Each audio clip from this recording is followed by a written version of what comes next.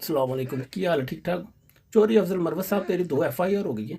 तो मैं अज एक मशवरा देना चाहना है, अगर साढ़े लोग उस मशवरे वास्ते आवाज़ चक्कन तो इस वीडियो ਨੂੰ वायरल करन, क्योंकि मशवरा जी हर उस बंदे ਨੂੰ जाना चाहिए जिन्होंने फौजी कीड़ा है।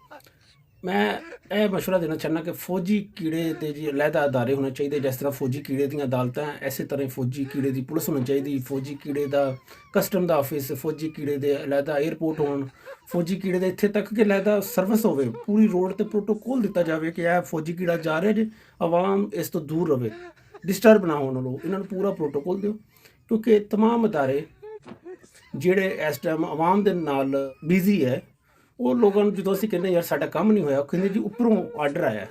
ਇਸ ਲਈ ਤੁਹਾਡੀ ਮਿਹਰਬਾਨੀ ਆ, ਉੱਪਰ ਜਿਹੜੇ ਆਰਡਰ ਆ ਜੀ ਉਹਨਾਂ ਵਾਸਤੇ ਅਲੱਗਾ ਸਾਰੇ ਆਪਣੇ ਅਦਾਰੇ ਕਾਇਮ ਕਰੋ, ਕਿਉਂਕਿ ਸਾਡਾ ਕਨੈਕਸ਼ਨ ਖਰਾਬ ਹੋ ਰਿਹਾ ਸਾਡੇ ਅਦਾਰੇ ਨਾਲ, ਲੋਕਾਂ ਦੇ ਬਰਡਨ ਬਹੁਤ ਜ਼ਿਆਦਾ ਹੈ। ਉੱਤੋਂ ਸਾਡੇ ਅਦਾਰੇ ਵੈਸੇ ਵੀ ਹੱਡ ਆਰਾਮ ਆ ਕਾਫੀ ਸਾਰੇ, ਉਹਨਾਂ ਨੂੰ ਅਸੀਂ ਕੋਈ ਕੰਮ ਕਹਿੰਦੇ ਹੋ ਜੀ ਉੱਤੋਂ ਆਰਡਰ ਆਇਆ, ਉੱਤੋਂ ਆਰਡਰ ਵਾਸਤੇ ਇੱਕ ਅਲੱਗਾ ਜਦੋਂ ਹੋਏਗਾ ਨਾ ਤਾਂ ਸਾਨੂੰ ਅਸੀਂ ਉਹਨੂੰ ਗ੍ਰਿਬਾਨ ਤੋਂ ਫੜਾਂਗੇ, ਹਾਂ ਯਾਰ ਇਹ ਕਿਹੜਾ ਆਰਡਰ ਆ, ਉਹਨਾਂ ਤੇ ਉੱਤੇ ਅਲੱਗਾ ਅਦਾਰੇ।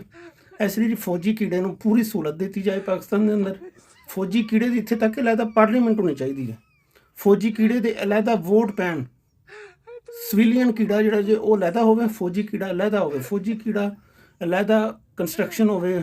ਸਾਡੇ ਮੁਲਕ 'ਚ ਹੈ ਵੀ ਆ, ਫੌਜੀ ਕੀੜੇ ਦੀ ਅਲੱਗਾ ਸਕੂਲ ਹੋਣੇ ਚਾਹੀਦੇ ਆ ਵੀ तमाम ਲੋਕ ਜਿਨ੍ਹਾਂ ਨੇ ਫੌਜੀ ਕੀੜੇ ਦਾ ਅਸਰ ਰੱਖਣਾ ਹੈ ਜਾਂ ਫੌਜੀ ਕੀੜੇ ਦੇ ਵਿੱਚ ਕੰਮ ਕਰ ਰਹੇ ਆ, ਉਹਨਾਂ ਦੇ ਸਕੂਲ ਵੀ ਅਲੱਗਾ ਹੋਣ ਤਾਂ ਕਿ ਉਹਨਾਂ ਦੇ ਬੱਚੇ ਵੀ ਸੇਫ ਰਹਿਣ ਤੇ ਵੱਡੇ ਹੋ ਕੇ ਫੌਜੀ ਕੀੜਾ ਹੀ ਰਵੇ। ਉਹਨਾਂ ਨੂੰ ਸਾਰਿਆਂ ਨੂੰ ਫੌਜੀ ਕੀੜਾ ਮੁਬਾਰਕ ਹੋਵੇ, ਫੌਜੀ ਕੀੜਾ ਜ਼ਿੰਦਾਬਾਦ ਜੀ।